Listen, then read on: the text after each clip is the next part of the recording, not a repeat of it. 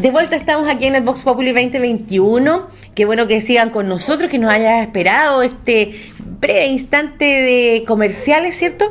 Y como les decía, a esta hora vamos a hablar de la Convención Constitucional y con uno de los candidatos del Distrito 28, en este caso con Marcelo Torchi. ¿Cómo está? Bienvenido. ¿Cómo te va?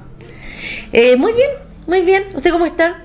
¿Estamos bien? ¿Cómo le ha ido? ¿Cómo va la campaña? Estamos trabajando bastante, corriendo para todas partes, moviéndonos mucho, muy presentes en redes sociales, presentes en los medios y con bastante despliegue territorial también, porque uno tiene que acercarse a la gente porque es la única manera de poder obtener la retroalimentación, y esa retroalimentación es la que nos permite ir ampliando incluso nuestras propias proposiciones, más allá de lo que fueron las originales, lo que se tuvo en vista. Uno va recabando las necesidades de la gente y se da cuenta que hay algunos aspectos que son tremendamente importantes, que a lo mejor en un principio no se visualizaron, pero que en este momento sí forman parte, y creo que forman parte importante y uno de los ejes de lo que es la campaña en lo que queda de tiempo.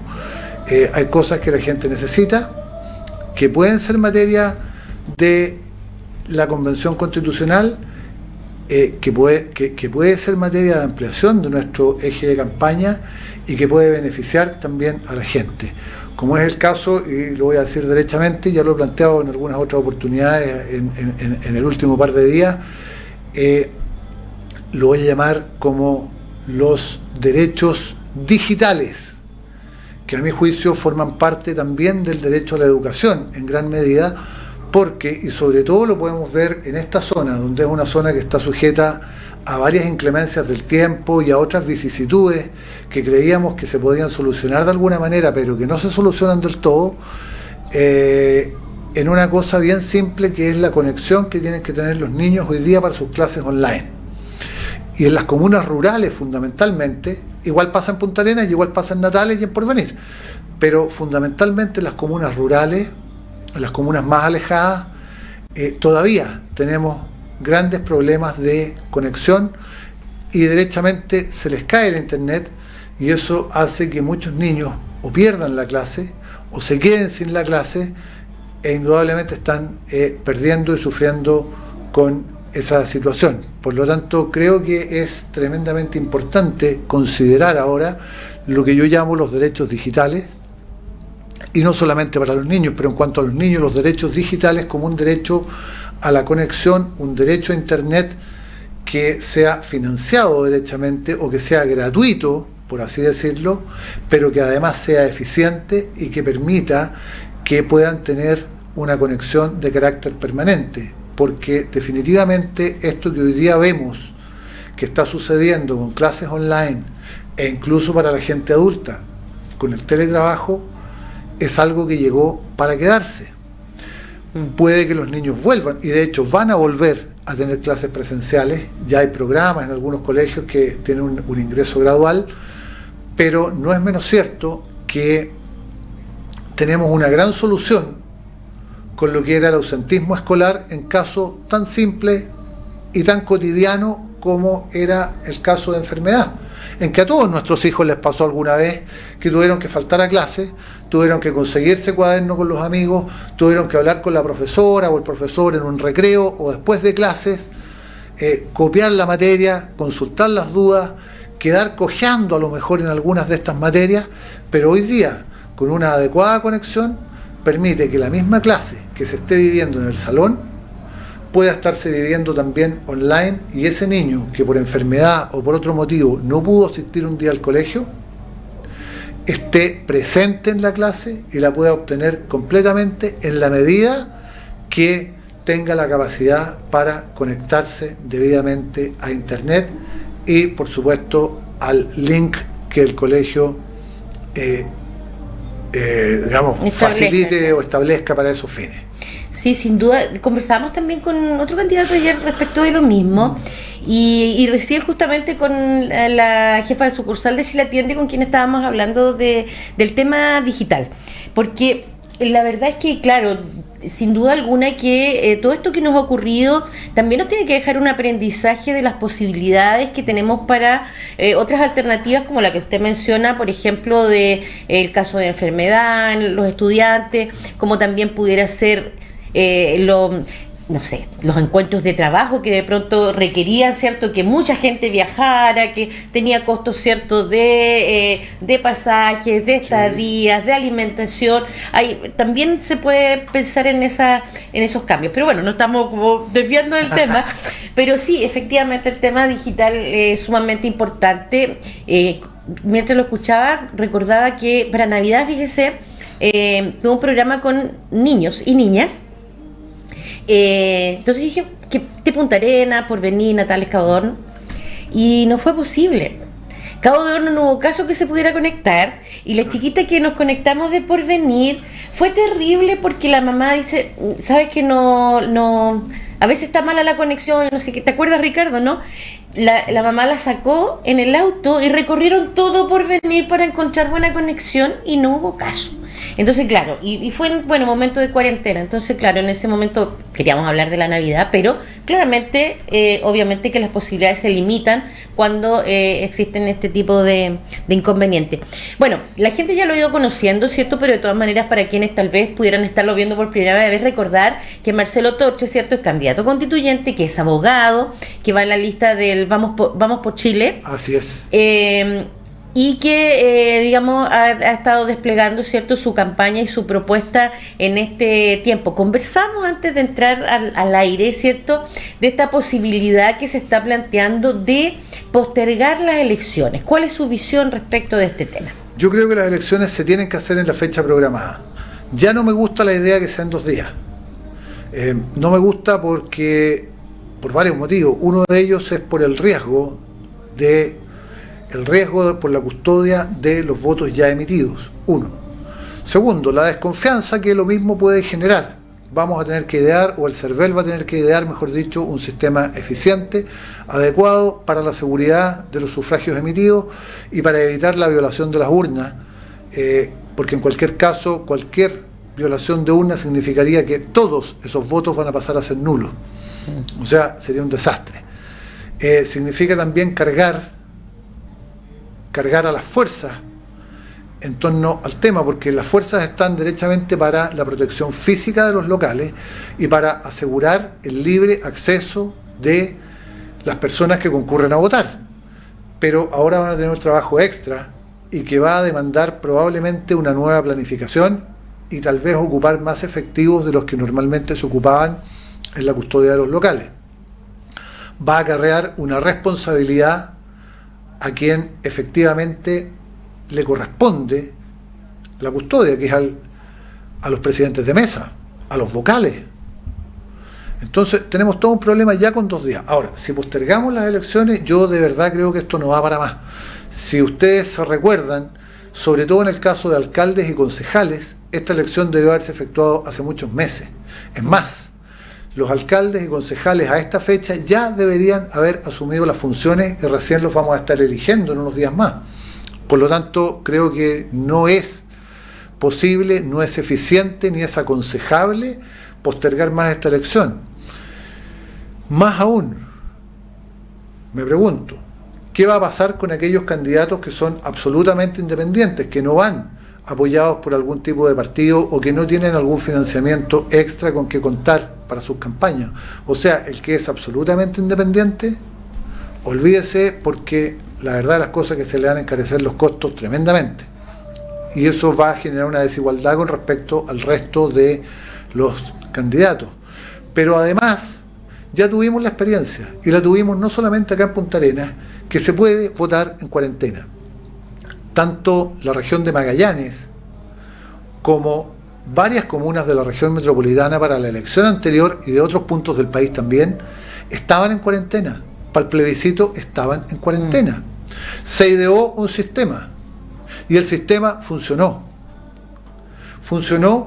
Y la verdad de las cosas es que si revisamos, yo me he tomado la molestia de hacerlo, están los informes publicados, y cuando uno revisa la verdad es que no hubo diferencia después de la elección, exactamente, no hubo diferencia, no hubo ni más ni menos contagio, porque la gente que concurrió a votar fue de partida gente responsable.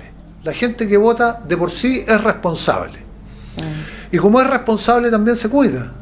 Concurre con mascarilla, va con alcohol gel, lleva su lápiz y cumple con los protocolos, coloca el carnet de identidad frente, como le indica, los vocales de la mesa, con cero contacto entre ellos, distanciamiento social, sin que exista ningún motivo no sé cómo para lo siente usted, pero a mí me dio la impresión, lo personal, así experiencia absolutamente personal, que el sistema como que fluyó más rápido.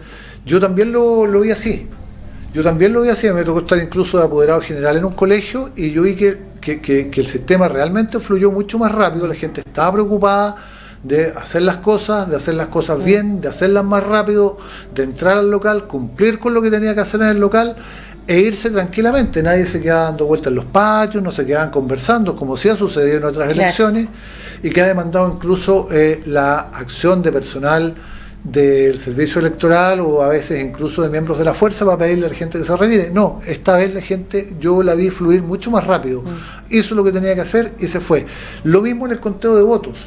En el conteo de votos tampoco se tomaron tiempo más allá. Los vocales abrieron las urnas, ordenaron los votos, los contaron, chequearon con los libros y se comenzó el conteo como corresponde, se hicieron las actas, se entregaron las actas junto con los votos y se acabó el problema. La verdad que no hubo ningún problema ese 25 de octubre y no se visualiza ninguna razón para que lo hubiese ahora y para que no pudiera hacerse, para que no pudiera llevarse a cabo la elección. De verdad no veo ningún inconveniente para que la elección se haga, basta recordar lo que fue el día del plebiscito. Así que, sobre todo, si se va a hacer en 2 días, con mayor razón creo que va a haber mayor fluidez y menor posibilidad incluso que la gente tenga contactos indebidos, por así decirlo, que puedan generar algún riesgo para la salud de los demás. Tremenda pega que van a tener los vocales, presidentes de mesa. Sí, más de algunos van a estar pensando en dormir en el local. O sea, es que... Porque tienen responsabilidad. Tremendo, y además con la cantidad de, no solo de, digamos, son las 4 elecciones, sino que además al momento del conteo, lo que se acostumbra a ir separando, ¿cierto?, por candidato. Imagínense, no sé, los puros concejales o constituyentes, o sea, son muchísimos. Entonces, los concejales son más de 90 acá en la ciudad de Punta Arenas. Y en general, en esta región, los constituyentes creo que somos 41. Claro. O sea, van a ocupar la sala completa para poder repartir, para colocar los votos, para repartir los votos. Sí, va a ser realmente un proceso histórico. Bueno, el significado que tiene, obviamente, tenemos una elección nueva, ¿cierto?, la de gobernadores, además la de la Constitución, que es trascendental, ¿cierto? Y además esta característica que estamos hablando, además la pandemia. Yo creo que esta elección no la va a olvidar nadie. Yo creo que nadie la va a olvidar. No, de todas maneras. Bueno, decíamos, ¿cierto?, que usted está, nos comentaba, ¿cierto?, al principio que en el andar, ¿cierto?, en este camino de la campaña, también has ido recogiendo las inquietudes, las propuestas, las críticas tal vez también y urgencias de la gente. Y que en ese sentido también el programa inicial, ¿cierto?, ha ido también recogiendo aquello. Nos comentabas un poco, bueno, el tema de la conectividad, que es lo primero que hablamos. ¿Qué otros aspectos relevantes a ti te parecen que se han ido sumando a esta propuesta tuya? Un aspecto que yo considero importante. Nosotros desde un principio hemos hablado de realizar una descentralización efectiva. Lo que significa que existan regiones autónomas. Fundamentalmente siempre he postulado que las 2 regiones extremas debieran ser autónomas, y así también como la región de Aysén por su aislamiento. Pero así como lo hemos planteado desde el punto de vista regional, cuando uno visita las distintas localidades, también se da cuenta y la gente le dice: oiga, ¿sabe que así como Santiago no es Chile? Ojo, caballero, porque sabe que Punta Arenas no es Magallanes. Magallanes es harto más amplio. Por lo tanto, esa misma descentralización tiene que extenderse también hacia el resto de la región. O sea, así como en un principio uno pensaba que efectivamente la nueva figura del gobernador regional debiera estar revestida de mayor autoridad que la que tiene, que debiera existir una cierta autonomía normativa a nivel región, una cierta autonomía tributaria y económica a nivel región, que debiera ampliarse el régimen franco. Ojo, el régimen franco tenemos que ampliarlo a toda la región, no hay justificación para que estemos limitados a una zona franca, y no solamente a una actividad propiamente, o como fundamentalmente se le utiliza, que es una actividad de comercio, de importación y comercio de bienes, de mercadería. Creo que el régimen franco debe extenderse a otras actividades, a un régimen de industria, a un régimen de servicios, que sin lugar a dudas eso llevaría a un mayor desarrollo, no solamente de la región de Magallanes, no solamente de Punta Arenas, no solo de Puerto Natales, de Puerto Williams o de Porvenir, sino que también podría llevar al desarrollo de otras localidades de la región. Me refiero a localidades rurales donde efectivamente hay producción y podría haber una mayor producción en la medida que existan los incentivos pertinentes para que venga gente que se quiera instalar.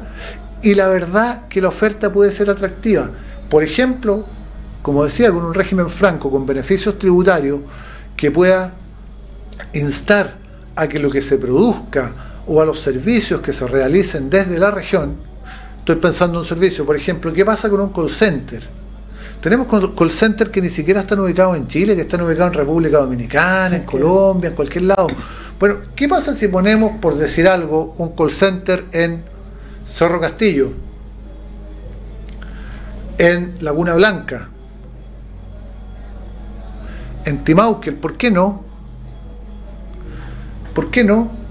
Donde a lo mejor vamos a poder darle trabajo dentro de la región a algunas personas, por ejemplo, dueñas de casa, que tienen tiempo durante el día para hacer una actividad distinta o para hacer una actividad extra de la que ya realizan. Vamos a beneficiar su situación económica y les vamos a dar otra actividad por la cual poder realizarse. A la vez, se puede incentivar la llegada de personas que, en vez de que se vayan de la región, se queden en la región porque va a haber trabajo. ¿Cuánta gente perdemos año a año? Personas inteligentes, personas valiosas, personas trabajadoras, que por falta de oportunidades en la región se van buscando otros horizontes, a Santiago, a Concepción, a Viña, Valparaíso, a Antofagasta, a Puerto Montt mismo, porque resulta que no encontraron las oportunidades que buscaban acá.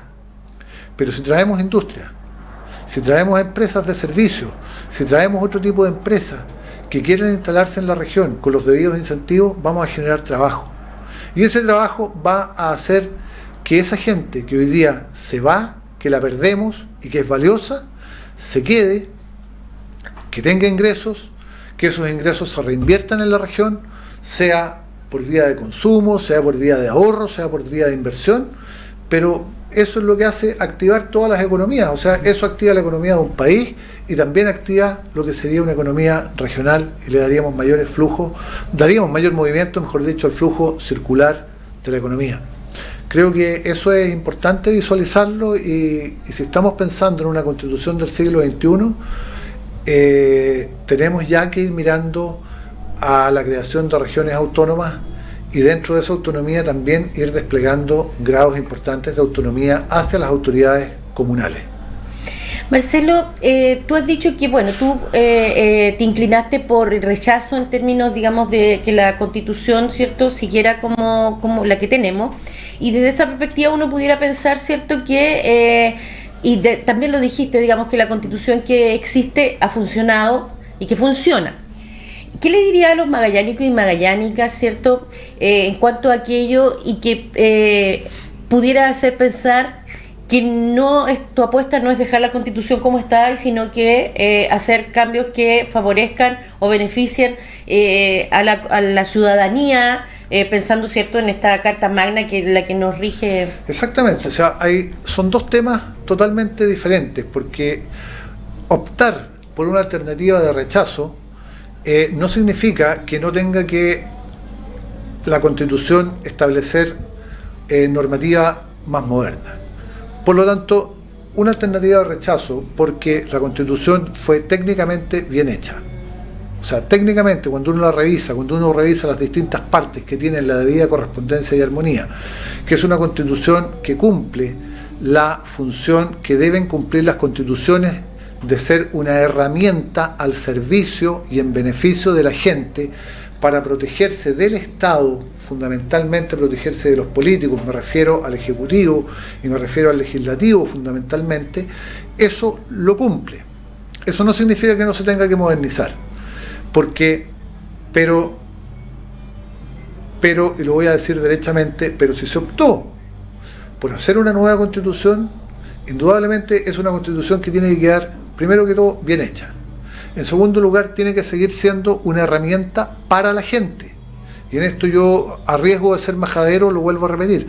Tiene que ser una herramienta para la gente, porque las constituciones, desde los inicios del constitucionalismo, son y deben ser una herramienta para que la gente se pueda defender del Estado, para que la gente se pueda defender de los políticos. Para eso se necesita la existencia de establecer un catálogo importante de garantías constitucionales denominados derechos fundamentales, y que esos derechos estén tutelados a su vez por acciones constitucionales de tramitación rápida para que sean eficaces, que se lleven a efecto donde mayor respeto van a tener, como lo es como sucede en el día de hoy con los recursos de amparo y recursos de protección que se tramitan ante los tribunales superiores de justicia. Sea como sea que se llamen las acciones que existan, a lo mejor conservan el nombre, a lo mejor no, tendrían que ser tramitadas también ante los tribunales superiores de justicia para que tengan el debido respeto y la debida celeridad que la tutela de las garantías de los derechos fundamentales de la gente requieren. Eso como primer elemento. Por lo tanto, la nueva Constitución eso tiene que contemplarlo. Lo segundo, ya acabo de esbozar dos cosas en los comentarios anteriores. Una Constitución del siglo XXI tiene que contemplar cosas modernas. Primero, creo que no se justifica absolutamente para nada mantener la figura del delegado presidencial en las regiones si vamos a elegir gobernadores.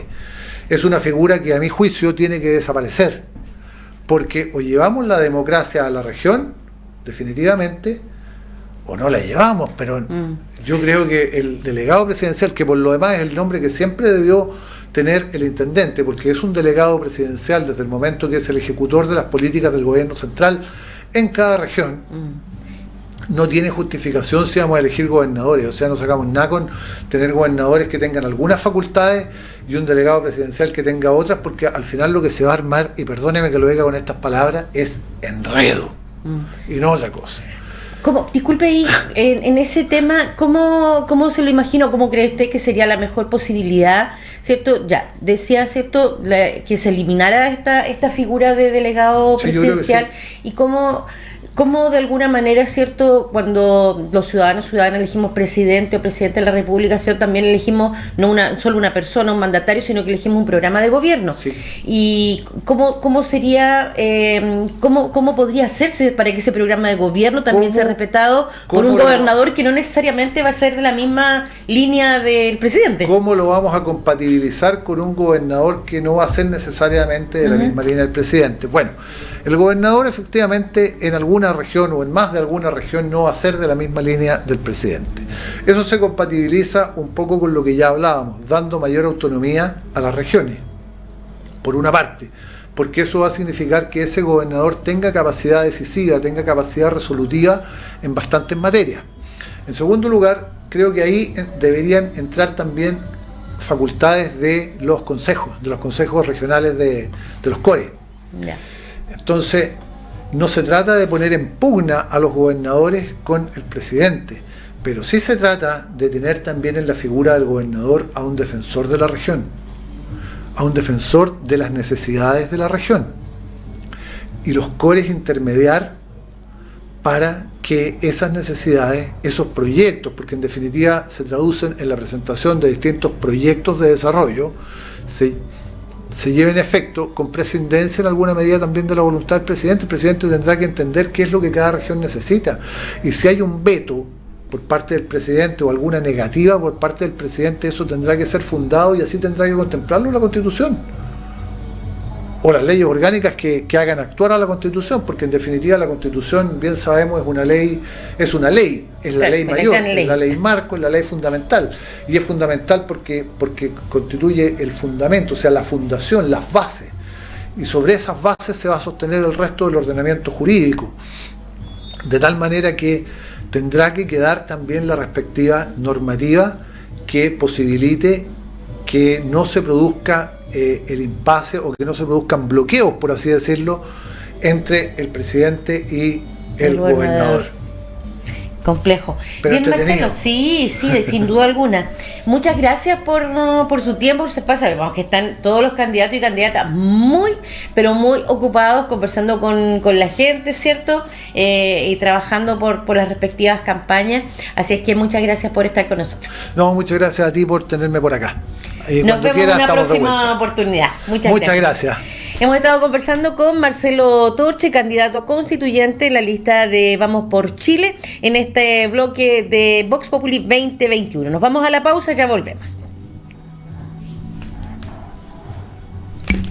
¿Listo?